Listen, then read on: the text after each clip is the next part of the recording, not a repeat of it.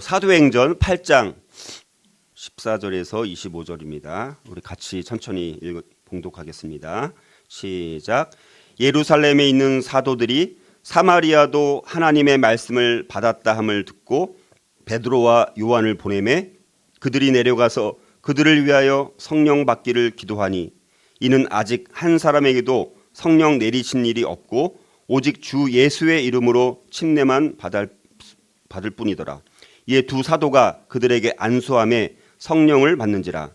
시몬이 사도들의 안수로 성령 받는 것을 보고 돈을 들여 이르되 이 권능을 내게도 주어 누구든지 내가 안수하는 사람은 성령을 받게 하여 주소서 하니 베드로가 이르되 내가 하나님의 선물을 돈 주고 살 줄로 생각하였으니 내 은과 내가 함께 망할지어다. 하나님 앞에서 내 마음이 바르지 못하니 이 도회는 내가 관계도 없고 분깃될 것도 없느니라. 그러므로 너희 이 악함을 회개하고 주께 기도하라. 혹 마음에 품은 것을 사하여 주시리라. 내가 보니 너는 악독이 가득하며 불의에 매인 바 되었도다. 시몬이 대답하여 이르되 나를 위하여 주께 기도하여 말한 것이 하나도 내게 임하지 않게 하소서 하니라. 두 사도가 주의 말씀을 증언하여 말한 후 예루살렘으로 돌아갈새 사마리아인의 여러 마을에서 복음을 전하니라.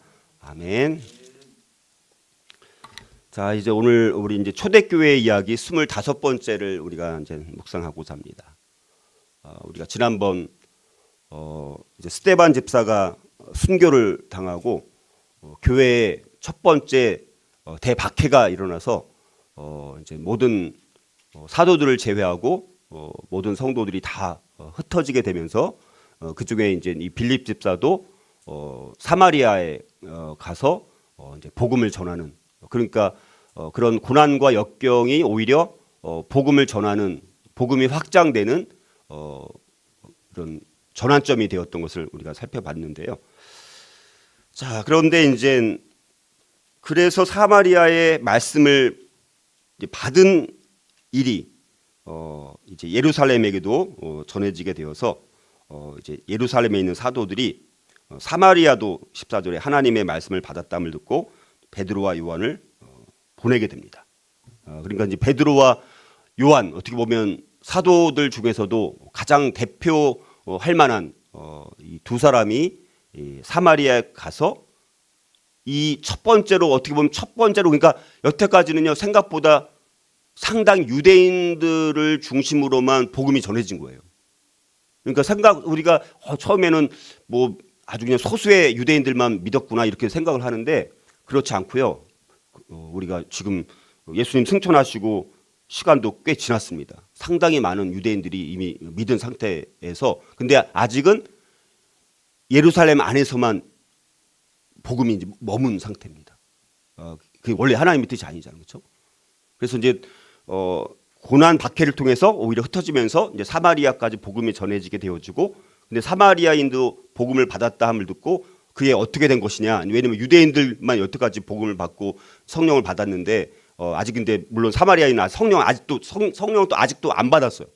특이한 게 그게 굉장히 우리가 좀 특이한 부분이 오늘 나옵니다. 그래서 사도 베드로와 요한의 사마리아 방문을 통해서 이제 사마리아도 말씀을 받았을 뿐만 아니라 성령까지 받는 아주 이방인의 이 전도의 획기적인 이제 엄청난 전환점이 여기서 일어나게 되었습니다. 자, 그런데 이제 그 중에 가장 사마리아 안에서 권능을 행하고 굉장히 유명한 그 시몬이라는 그 한 사람만 지금 거꾸로 성령을 못 받은 거예요. 그렇게 능력이 많았던 인간이라고 하니까 좀 그러네요. 그래서 이제 그 시몬의 이 잘못된 것을 베드로가 이제 강력히 책망하면서, 그런데도 회개하지 않는 시몬의 모습을 우리가 이제 오늘 보게 되어집니다. 그러니까 그래서 이 베드로와 요한의 이제 첫 번째 1차 전도 여행이 이제 나오는 것입니다. 이제는 처음에는 이제 빌립 집사가 처음으로 전도 여행을 떠난 것이죠. 어떻게 보면. 그다음에 이제 베드로와 요한이 1차 전도 여행을 떠나게 되어지고, 다음에 또 나중에 보면 고넬료 사건과 관련해서 2차 전도 여행을 이제 떠나게 되어지는데, 자, 오늘은 어찌됐든 베드로와 요한의 1차 전도 여행 사마리아에 이제 빌립 집사가 복음 전한 것에 대한 확인차, 그리고 그렇게 해서 갔다가 이제 안수하면서 성령을 받는 일들. 유대인들만 중심으로만 성령을 받은 일이 이제 사마리아까지 성령을 받으면서 이제는 이방인을 향한 이제 획기적인 전도 사역의 발판이 이제 마련되어진다, 이렇게 볼 수가 있습니다. 자, 그래서 이제 베드로의 전도 여행은 두 가지로 나눠볼 수가 있는데요. 1차 오늘 살펴보는 거가 1차 전도 여행입니다. 그래서 이제 예루살렘에서 빌립 집사가 먼저 전도한 사마리아에 가서 이제 성령 받는 일이 일어나게 되어지고, 돌아오면서 또 여러 사마리아인들을 전도하면서 다시 예루살렘으로 돌아오는, 자, 그런 그 부분이 1차 전도 여행이라고 할 수가 있습니다. 자, 그래서 오늘 우리가 이제 살펴보는 것은 우리가 성령 충만함을 경험하는 삶이라는 제목으로 오늘 말씀을 함께 나눠보고자 합니다. 자, 오늘 읽은 말씀을 보면 초대교회 집사 이 빌립의 전도로 인해서 사마리아인들이 이제 하나님의 말씀을 이제 받게 되어지고, 그 말씀을 믿게 되어지고, 또 예수 그리스도의 이름으로 침례를 받은 이후에 이제 베드로와 요한이 이제 방문을 해서 기도하면서 이제 안수를 했더니 성령을 받은 사건이 오늘 나오고 있습니다. 자, 그래서 우리가 두 종류의 신앙이 있다라고 할 수 있는데, 하나님의 말씀을 받긴 받았지만, 그래서 침례까지는 받았지만 성령을 받지 못해서 뭐 능력 없이 살아가는 부류가 있다라면, 성령을 받고 능력이 나타나는, 자, 이런 경우가 있습니다. 그러니까 우리가 첫 번째 부류는 제대로 이제 정확히 예수를 이제 주로 영접하지 않고 좀 대충 해서 성령이 임하지 않았던 그런 케이스라고 볼 수가 있는데요. 자, 그래서 오늘 보면요. 자, 원래 성령을 받는 것은 회심과 침례 후에 일어나는 두 번째 영적 경험이냐라는 것입니다. 오늘 이제 우리가 조금 헷갈리는 부분이 있죠. 자, 그래서 성령을 받는 것. 그러니까 우리가 성령을 언제 받습니까? 사실 원래는 성령을 받는 게 예수 그리스도를 주로 시인하면서 진짜 회심. 회심이라는 건 뭐냐면요, 회개와는 조금 달라요. 회심은 뭐냐? 회개와 믿음이에요. 회개와 믿음. 그러니까 회심은 회개와 믿음을 합친 게 회심입니다. 자, 그래서 회개하고 죄로부터 돌이키고 하나님께로 돌이키고 예수 그리스도를 주로 모시고 나의 왕으로 모시고 나의 구세주로 모시면서 그리고 이제 물론 침례라는 거는 플러스 이제 알파가 되는 것이죠. 물론 이 침례가 중요하긴 하지만 침례, 그러니까 우리가 예수를 진짜 영접할 때 사실 그때 성령을 이미 받는 것입니다. 자, 근데 오늘 사건을 보면 마치 두 개로 나눠져 있는 것처럼 보이는 거예요. 왜냐하면 여러분들 그 앞에 8장 그 앞부분에서는 거기는 성령을 받는 내용이 성령 아직 안 받은 거예요. 거기서는 예수님을 믿고 예수의 이름으로 침례까지는 받았어요. 근데 성령을 이제 못 받았습니다. 그 우리 앞부분 8장 어디까지예요? 13절까지는. 자, 근데 오늘은 보니까 근데 그 사마리아에, 그러니까 첫 번째 단계가 예수를 영접하고 믿고 회개하고 침례를 받은 다음에 두 번째 사건으로 성령을 받는 것으로 나오는 거잖아요. 오늘 말씀이, 그렇죠? 그러니까 그게 우리가 좀 헷갈리는 것이죠. 자, 그런데 우리가 신약의 전반적인 전체적인 가르침은 뭐냐? 우리가 그리스도인이 되는 것은 두 단계로 나누는, 근데 요즘에 두 단계로 나누어서 뭐 설명하기도 해요, 사실은. 근데 이제 우리가 전체 성경의 맥락은 그런 부분은 아니라고 볼 수 있습니다. 한 단계라는 거예요. 한 단계 채. 회개하고 믿고 침례를 받으면 죄 용서함을 받고 성령을 선물로 받는다. 이게 이제 한꺼번에 이루어진다라고 보는 것이죠.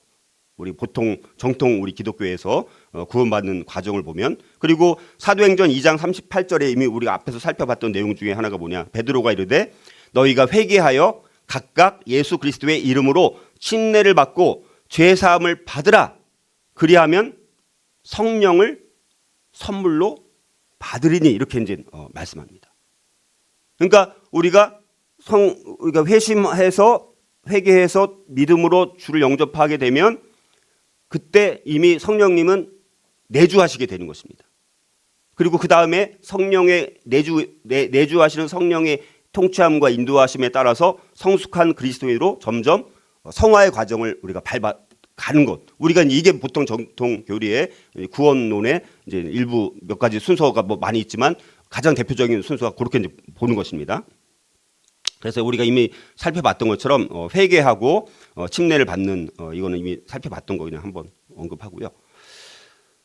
자, 그렇다면 이제 오늘 아까 말씀드렸던 것처럼 오늘 근데 이 사건은 두 가지로 나눠서 이제 나온다라는 것이죠.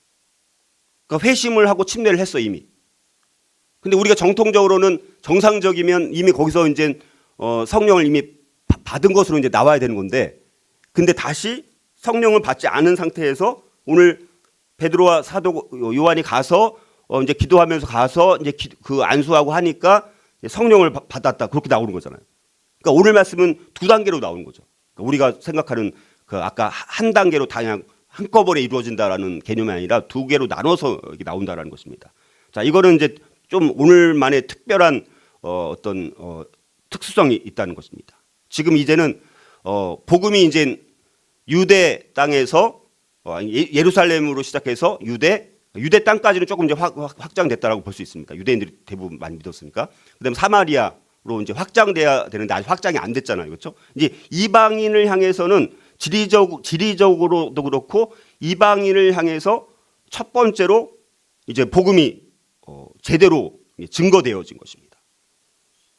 그러니까 그래서 이 사건이 중요한 건 뭐냐? 이제 유대 그인들을 중심으로 했던 그 신앙 공동체와 이제 동등하게 사마리아인들도 이젠 구원받은 공동체로서의 공적으로 인준되는 사건이라고 볼 수 있습니다. 그러니까 그래서 오늘 지금 뭐 잠깐 드는 생각은 그래서 아마도 가장 대표가 될 만한 베드로와 사도 요한, 사도 베드로와 사도 요한이 사마리아에 가지 않았을까? 이건 뭐 지금 제가 드는 생각이에요. 이거는 뭐 정확히 뭐 어떤 건지 제가 또 완벽하게 말씀드릴 수 없지만, 그래서 대표 베드로와 요한이 가서 이제는 사마리아인들에게 정식으로 안수하고 거기서 이제 성령을, 근데 유대인들은 이미 마가 다락방에서 성령 강림 그때는 첫 번째 성령 강림 사건이 있었던 것이죠. 그리고 그 다음에 믿었던 사람들도 이제 성령을 이제 받는 것이죠, 유대인들 안에서는. 근데 지금 사마리아인들을 향해서는 처음으로 공적으로 이제는 구원받은 공동체에 이방인도 들어오게 되는 어떤 첫 번째 사건이라고 볼 수 있는 거예요. 이거 굉장히 중요한 부분이죠. 어떤面. 이방인들 입장에서는 오순절 성령 강림 사건과 같은 어떤 특별한 사건이다. 그래서 이 이후로는 이제는 유대인들이든 사마리아인이든 아니면 또 다른 이방인이든 어떤 차별도 없이 기독교 공동체 안에 이제 들어올 수 있는 이제 그런, 근데 이제 다음에 또 고넬료 사건 때문에 또 여러 가지 복잡한 게 있었는데 거기서 이제 다시 한번 도장을 찍어서 이방인들에게도 다 복음이 이제 증거된다, 이런 것이 이제 다 공이 이제 그렇게 이제 인식을 하게 된 것이죠. 자, 그런 면에서 이제는 본격적으로 그 다음에 여러분 9장에 그래서 이제는 이방인을 향해서 복음이 점점 확장되어 가는 거잖아요. 사도행전의 내용이 점점 원형으로 복음이 예루살렘에서 유대로 확장되고 그다음에 사마리아로 확장되어지고 그다음에 나중에 또 안디옥 등등 해서 점점 이렇게 넓어지는 구조로 가는 거잖아요. 그러니까 9장에 가서는 갑자기 또 누가 나오면 사울이 갑자기 등장하는 거예요. 왜냐하면 이제 앞으로 본격적으로 이방인을 향한, 이제 아직 뭐 사마리아 중심만 또 되는 건 되면 안 되잖아요. 더 복음이 확장돼요. 땅 끝까지 복음이 확장돼야 되지 않습니까? 그래서 나중에 바울이 맨 사도행전 28장 끝에 어디까지 가 있어요? 사도 바울이. 사도행전 28장 끝에 사도 바울이 어디가 있습니까? 로마에 가 있죠. 로마에 가 있어. 로마로 간 것까지로 끝나는 거예요. 로마 감옥에 갇히는 걸로 끝나잖아요, 거기서. 자, 그래서 복음이 이렇게 확장돼야 되는 거죠. 그러니까 9장에 사울의 회심의 사건이 나오는 거예요. 그리고 조금 있다가 이제 고넬료도 뭐 사건도 나오고 이제는 이제 전도, 바울을 중심으로 해서 안디옥 교회에서 파송해서 이제 본격적인 전도 여행이 이렇게 이제 진행이 되는 거예요. 그러니까 여러분 사도행전의 그 구조를 대충 알고 보시면 복음이 점점 예루살렘에서 유대로, 그다음에 사마리아로, 그다음에 땅 끝으로 계속 확장되어져 가는 과정을 보인다라는 그 관점으로 보면 더 큰 그림을 갖고 여러분들이 볼 수 있다라는 것입니다.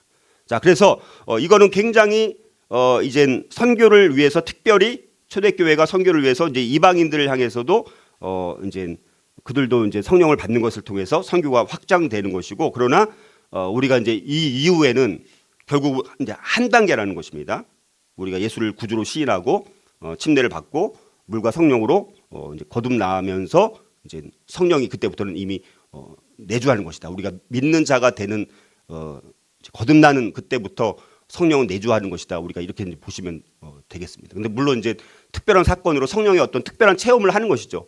그래서 뭐 성령 체험을 한 사람들은 뭐 더 뜨겁게 뭐 하고 한다고는 하지만 이미 성령은 내주하시는 건데, 특별한 어떤 사건을 계기로 해서 특별한 체험을 해서 이제 그때부터 사람이 좀 더 이제 넓게 보면 성령 충만과도 연결된다라고 볼 수 있는 거예요. 그 이유는. 그러니까 성령 받고 나서 그 다음에는 뭡니까? 계속 성령 충만을 해야 돼요.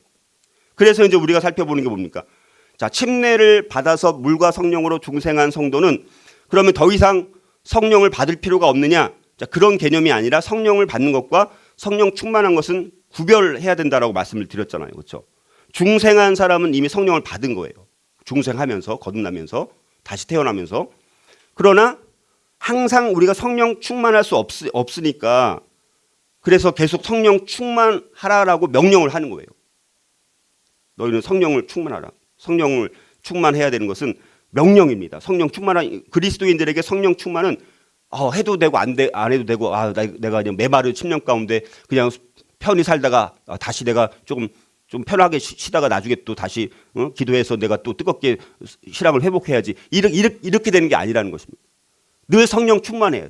성령 충만은 명령입니다. 매일매일 성령 충만해야 될 것을 말씀하는 것입니다.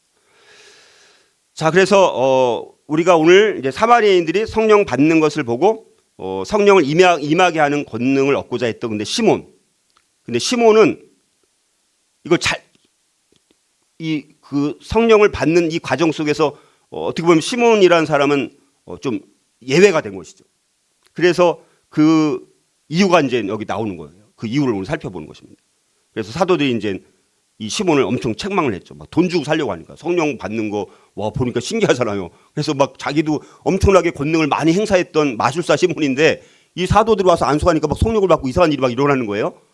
그러니까 자기가 또 그런 영광을 받기를 원하니까 돈 주고 살려고 엄청나게 책망을 받고, 근데 끝까지 여기서는 회개하지 않는 모습으로 나오죠. 오늘 말씀에서.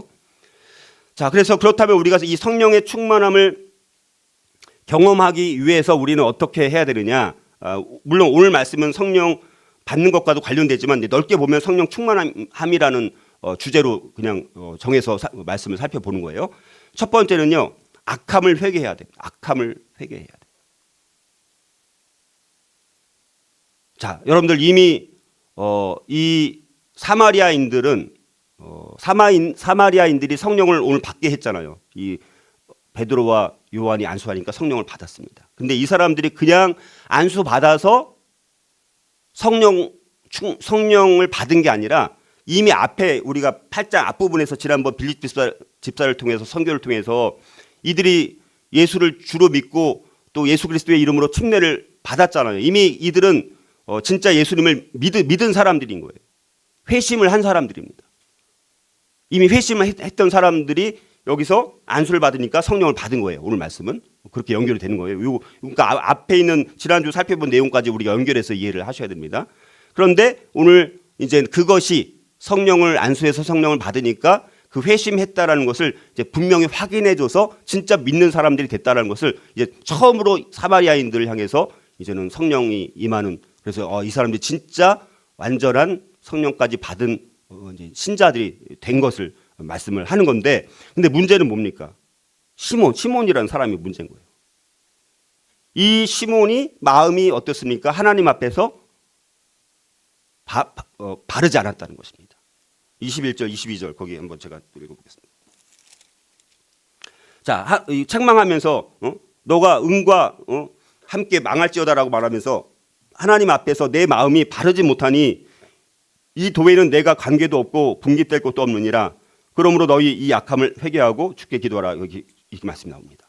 바르지 않았다라는 것입니다. 시몬의 마음이 사악했다. 그러니까 회개하지 않은 것을 책망하고 있는 것입니다.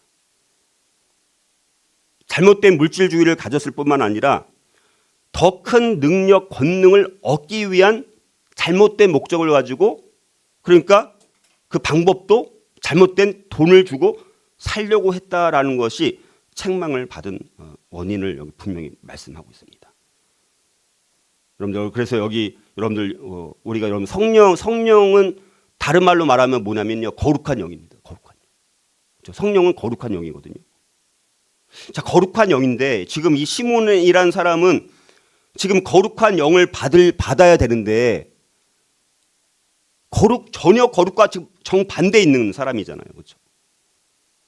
추하고 더러운 돈을 가지고 성령을 산다라는 것은 이거는 진짜 영적으로 보면 아주 추악한 일, 아주 악독한 일입니다. 이거는 진짜 심각한 일이라는 것을 말씀을 하는 것입니다.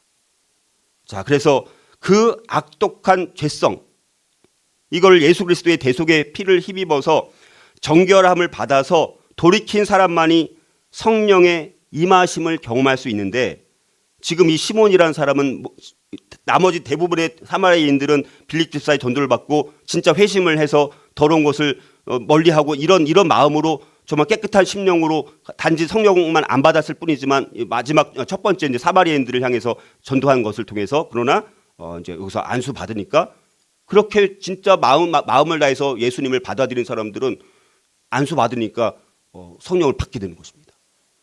거룩한 영, 그렇죠? 거룩한 영. 근데 지금 이 시몬이라는 사람은 전혀 거룩과 전혀 관련 없이 돈을 가지고 성령을 살려고 하니까 지금 이게 회개가 전혀 안 된 것입니다. 그러니까 성령의 충만함을 받고 성령 받고 이런 첫 번째로 해야 되는 것은 반드시 악함을 회개해야 되는 것입니다. 우리 내면을 깨끗하게 하는 것이 필요합니다. 자, 그래서 우리가 회개가 잘 안 됩니다. 우리가 사실 회개가 마음의 중심으로부터 우리 통회하고 자복하는 심령으로 우리가 회개하라고 말씀하시는 그 부분. 물론 여기에서 말하는 회개라는 것은 첫 번째 회개와 또 우리 반복해서 하는 자복의 개념, 이제 그거는 좀 다른 개념이긴 하지만 어찌됐든 그러나 우리가 이것도 넓게는 회개라는 말로 사용하긴 합니다. 그래서 첫 번째로 악함을 회개해야 된다라는 것을 우리가 볼 수가 있고요. 두 번째는요, 성령의 충만함을 경험하기 위해서 우리는 어떻게 해야 되느냐? 두 번째는 간절히 기도해야 된다는 것입니다. 간절히 기도해야 된다는 것. 자, 베드로가 아까 21절에서 말씀 22절에서 그러므로 너희 이 약함을 회개하라라고 말씀한 다음에 그걸로 끝나는 것이 아니라 뭐라고 또 덧붙여서 말하면 주께 기도하라. 주께 기도하라라고 말씀을 하고 있습니다. 간절히 기도할 것을 말씀하고 있습니다. 그리고 그 앞에 우리 읽었던 15절도 보니까 여러분들 여기 보면, 자, 그들이 내려가서, 여러분 베드로와 요한이 내려가면서 사마리아로 가면서 그들을 위해서 성령 받기를 기도했다라고 말합니다. 그냥 기도하지 않고 가서 안수한 게 아니라 가면서 누구든지 이제 베드로와 사도가 가면서 이제 함께 그 가는 시간들 동안 계속해서 기도하면서 간 거예요. 누구든지 여기 그림처럼 내가 안수하는 사람은 성령을 받게 해주소서라고 기도하면서 간 거예요. 여러분들, 어떤 역사가 일어나려면요, 이렇게 기도가 있어야지 그 역사가 일어나게 되는 것입니다. 자, 그리고 아까 시몬도 기도할 것을 베드로가 말했을 뿐만 아니라 베드로와 요한이 가면서 사도들도 기도했던 것을 보게 됩니다. 그러니까 기도하고 그 다음에 안수했더니 이제 이들이 성령을 받고 했다라는 것을 말씀을 우리가 하고 있다라는 것입니다. 자, 그래서 이 사마리아인들이 대부분의 많은 신자들이 그래서 이제 성령의 선물을 받은 것입니다. 자, 성령이라는 것은 그리고 성경 말씀도 기도로 구하는 자에게 주어진다라고 말씀을 합니다. 예수님도 누가복음 11장 13절을 보면 너희 하늘 아버지께서 구하는 자에게 성령을 주시지 않겠느냐 이렇게 말씀. 구하는 자에게 성령을 주신다라고 말씀합니다.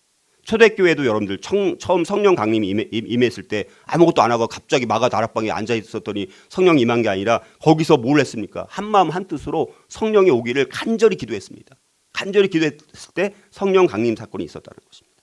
성령 충만함 받는 것도 마찬가지입니다. 우리도 가만히 있다가 왜 나는 이렇게 성령 충만하지 않을까 뭐 이런 게 아니라 우리가 계속해서 기도에 힘쓸 때 성령을 또 간절히 구하는 사모함이 있을 때 하나님께서 성령 충만함을 더 부어주실 수 있다는 것입니다. 그러니까 사모하는 자에게 성령 충만이 늘 임할 수 있는 것 같아요. 근데 우리가 사모함도 없고 기도도 하지 않고 뭐 이런 것도 없이 성령 충만함을 받는다. 물론 하나님의 강권적인 역사로 그렇게 할 수도 있지만 그거는 우리가 이제 늘 성령 충만함을 구하고 기도할 때 성령 충만함을 우리가 받을 수 있다라는 것을 통해서 간절히 우리가 기도해야 될 것을 우리가 한번 두 번째로 살펴볼 수가 있었고요. 자, 세 번째로 성령의 충만함을 경험하기 위해서 우리는 어떻게 해야 되느냐? 세 번째는요. 하나님의 정한 때를 기다려야 돼. 하나님의 정한 때를 기다려야 돼.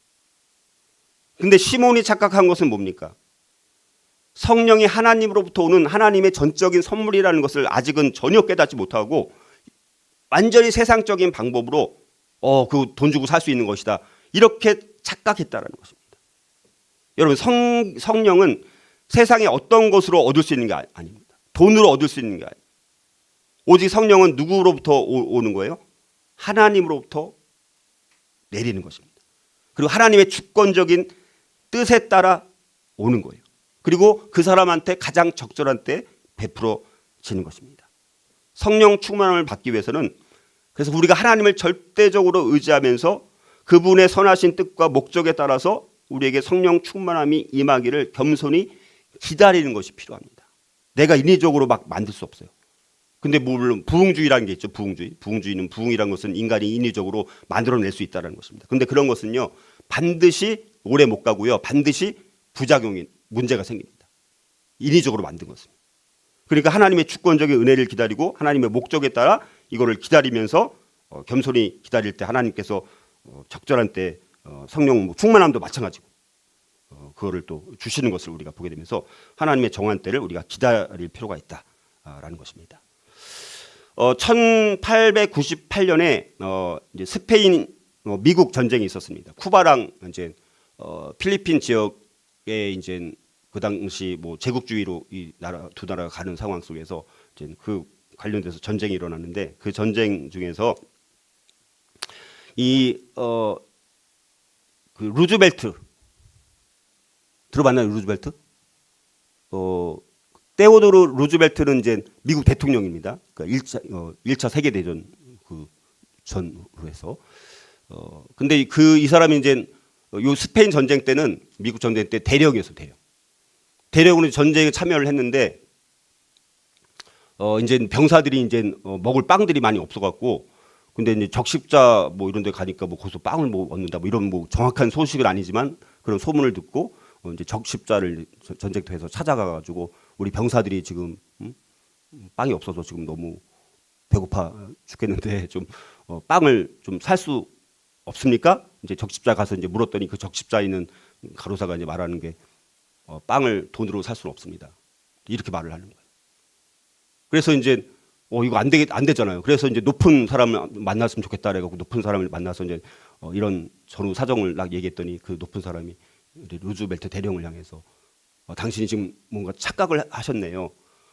우리 적십자에서 주는 이 빵은 다 구호 물품입니다. 다 사람들이 지원해서 우리에게 주신 거니까 우리가 돈을 받고 파는 것이 아니라 필요한 분들은 우리가 그냥 무료로 공짜로 선물로 다 그냥 선물이란 말은 안 했지만 다 드리는 것입니다. 자 이렇게 해가지고 이제 이 많은 빵을 받아서 병사들을 이제 먹인 이런 사건이 있습니다, 여러분들. 그러니까 여러분들 이것도 선물이죠. 그러니까 이 빵을 받은 게 선물. 적십자에서 주는 그 빵은 선물로 주는 것입니다. 여러분 우리가 받는 구원이라는 것은요 돈으로 주는 것이 아니라 하나님의 전적인 선물입니다. 하나님을 믿는 모든 자들에게 값없이 주는 선물로 주시는 선물입니다. 돈으로 사는 게 아닙니다. 근데 이 시몬이라는 사람은 어리석은 사람이었죠. 돈 주고 살 수 있는 것처럼 같이. 여러분 우리가 받는 이것은요 돈으로 사는 것이 아닙니다. 근데 문제는 뭔가 사람들이 돈 주고 사지 않고 그냥 공짜로 받는 선물인데 그 어마어마한 예수님의 피값을 지불하고 예수님 자리에 구원을 주시는 것인데 우리는 어떻게 생각합니까? 공짜니까 복음이 나한테 그냥 가볍게 여겨지는 거예요. 그게 또 문제인 거예요. 공짜로 주어진 것이니 사람들 그렇잖아요. 내가 열심히 일해서 10만 원 내가 받는 거랑 누가 공짜로 10만 원 주면 10만 원 공짜로 받은 거는 막 쓰잖아요. 막 써요. 근데 내가 막 죽으라고 해서 아주 귀하게 번 10만 원은 아껴 쓰는데 누가 공짜로 준 10만 원은 그냥 막 쓰거든요. 복음이라는 것은 그런 게 아니고 그래서 우리가 공짜지만 누가 대신 죗값을 지불해서 그 공짜는 공짜지만 그러나 누군가 희생을 해서 예수님이라는 하나님의 아들이신 그분이 죽음이라는 엄청난 희생으로 우리를 구원해 주셔서 우리가 공짜로 얻은 것이지 그 은혜를 우리가 알아야 된다는 것입니다. 우리가 이런 것들을 한번 생각을 해보면서 우리가 하나님의 정한 때를 우리가 기다려야 된다. 우리가 이런 것들을 한번 생각해 볼 수가 있습니다. 자, 그래서 오늘 또 이제 결론을 이제 맺고자 합니다. 우리가 지난주에 하나만 살펴봤었습니다. 또 하나, 왜냐하면 성령의 역사, 사탄의 역사 어떻게 우리가 분별하느냐, 이 주제도 여기 함께 나오니까 이걸 또 구별해서 설명을 드려야 돼서 지난번 살펴봤던 것은 하나님께 영광을 돌리는가의 여부로 분별해야 합니다. 그래서 우리가 이게 어떤 엄청난 역사가 일어나요, 권능이 일어납니다. 그럼 이게 성령의 역사인지 사탄의 역사인지 어떻게 분별하느냐? 근데 우리가 지난번 살펴봤던 것처럼 이때는 물론 이 시몬이라는 사람, 이때는 이 사람도 침례까지 받았습니다. 근데 이 사람은 아직 이 모든 것들이 하나님께 영광을 돌리는 게 아니라 자기가 영광을 받는 게 자기의 모든 주된 관심이었던 것이죠. 그러니까 우리가 어떤 뭐 예언 사역 하는가 뭐 많은 사람도 있지 않습니까? 막 대단한 뭐 예언 사역 한다고 하는데 근데 그 사람이 말하는 것이 진짜 맞는지 안 맞는지를 잘 관찰 있게 보면 자기가 영광을 받는지 하나님께만 정말 제대로 영광 돌리는지 보면 어느 정도는 알 수 있어. 어느 정도 영적 분별력이 우리가 어느 정도 있다면 우리가 알 수가 있습니다. 그런 걸 통해서 우리가 알아야 되고요. 두 번째는요, 성령의 충만함으로 사탄의 역사를 분별할 수 있다는 것입니다.